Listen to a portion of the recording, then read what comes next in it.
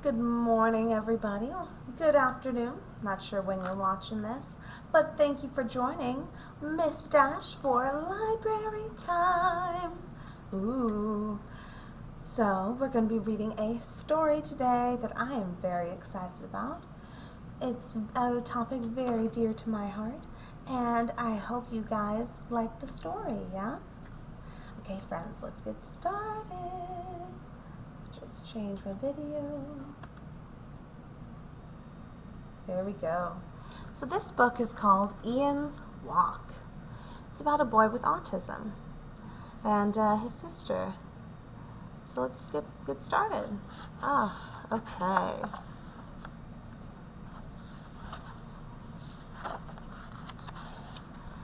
It's the perfect day to go to the park and feed the ducks with my big sister, Tara.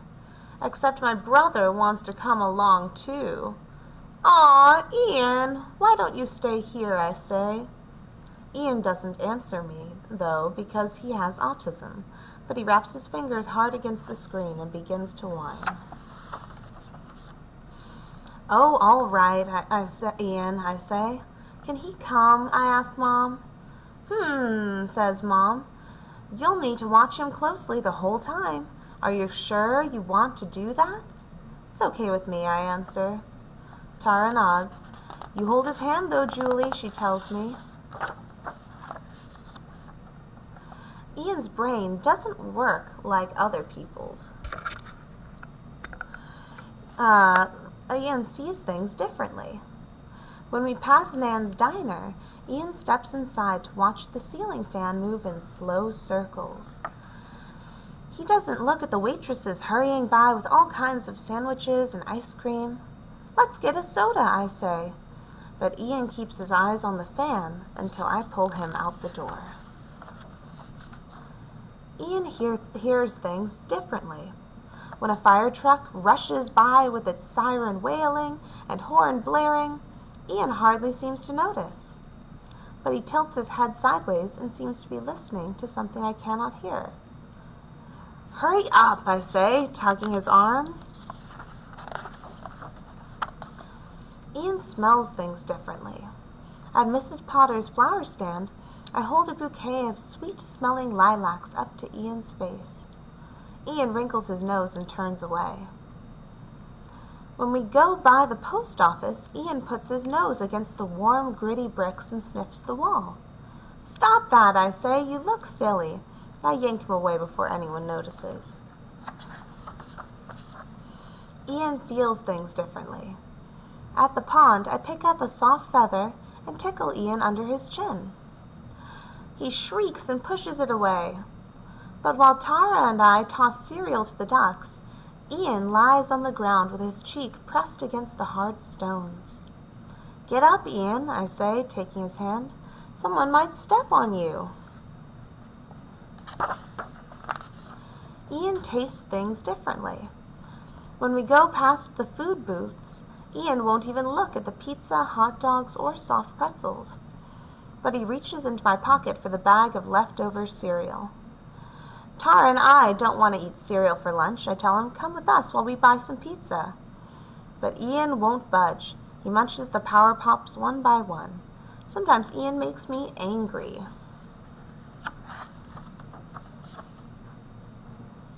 I'll get the pizza, says Tara. You stay here with Ian, Julie. I sit down on the bench to wait. Sit beside me, Ian, I say. But Ian flaps his hands and pays no attention. At last, Tara comes back carrying two slices of gooey pizza. Where's Ian? She asks. I look at the spot where Ian was standing, but Ian is gone. My stomach does a flip-flop, and for a moment I can't move. Tara runs up to a lady. Have you seen a little boy in a blue shirt? She cries. The lady shakes her head. Perhaps he's watching the baseball game across the park, she suggests. But Ian does not like baseball. A man walks by with a little girl on his shoulders. Have you seen a boy who looks lost? I say with a lump in my throat. No, says the man, but we're on our way to hear the storyteller. Maybe he's there listening to stories.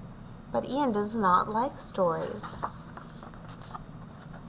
Tara rushes off to look for Ian. I squeeze my eyes shut and try to think like Ian.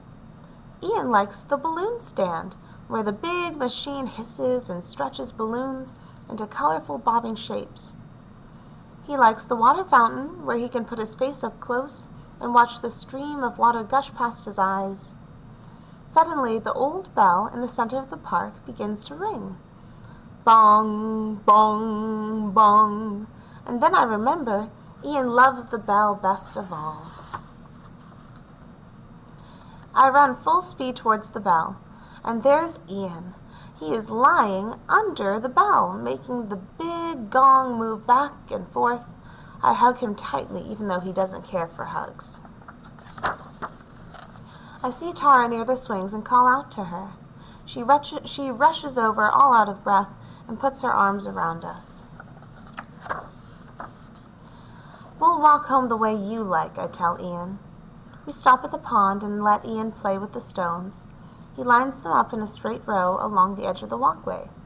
I stand in front of him so no one steps on his fingers.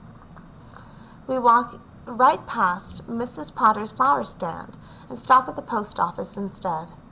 Ian sniffs all the bricks he wants, and I don't care who's watching.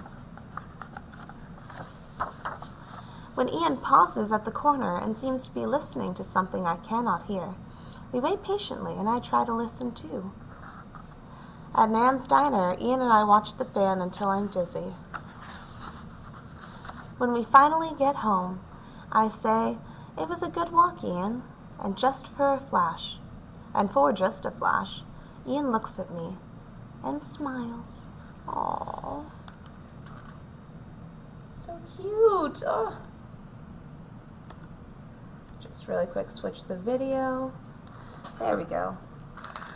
I hope you guys liked the book. Hope you learned something. Hope it left you with a lot of questions that you can always ask me or your teacher or your parents.